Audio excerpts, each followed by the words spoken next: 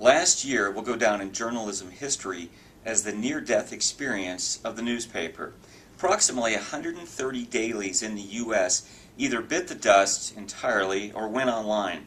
Subscriptions are down, and readers want their content available where they spend the rest of their day, which is on the computer. Newspapers and magazines alike have also been hit hard by the recession, with ad revenues plummeting.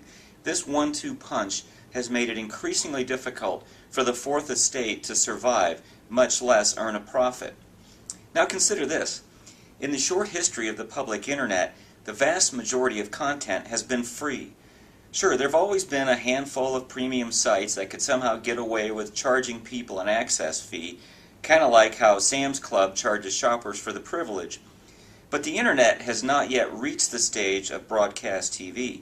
Whereas cable TV got its start in the late 60s, it took a long time before it and companion satellite TV could lay claim to 70% or more of the market. We just like getting our content for free, and it was only when these content providers started offering unique content unavailable over the standard airwaves that people started buying.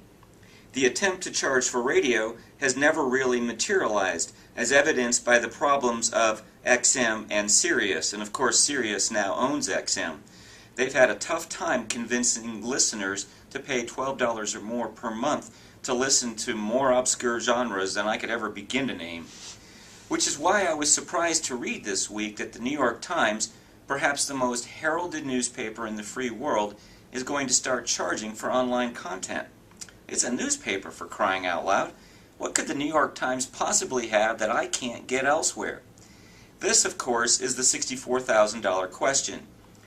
Is the New York Times so unique, so much the head of its class, that readers will willingly pony up a monthly access fee to read the paper? Are the columnists so knowledgeable and witty that I would forego a latte or three at Starbucks every few weeks? Good question. But consider this.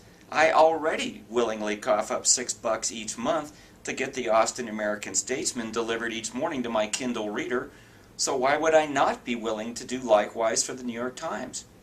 Pretty simple, not the least of which is the fact that the Kindle is pretty much useless without content. It's that the Kindle affords portability that desktop computer access cannot. Sure, one could argue that I might also grab the Daily New York Times on a laptop with Wi-Fi, but the Kindle is a heck of a lot easier to tote around and use on a bus or train. The New York Times hopes this idea catches on because then others will likewise follow suit, and we will all be dogged by micropayments from then until eternity for everything we read online. It could open the floodgates for fees to the point that we no longer wish to even be online. Until then, though, the sites that remain free will try to subsist on ad revenues alone, which could become a major selling point for disenchanted New York Times readers. What better way to lure readers than the word F-R-E-E? Now here's some news that's fit to print. I am not exactly in favor of this grand plan from the Big Apple. It's a lousy idea. Yeah, I understand the need to make money, and I know that retailers could never make it by giving the store away. There are other ways to thrive, and sticking to the advertising model is one that has worked pretty well so far. But what do I know? I'm just a staffer in the We Journalism movement. I write for free. You read for free. Now put away that credit card.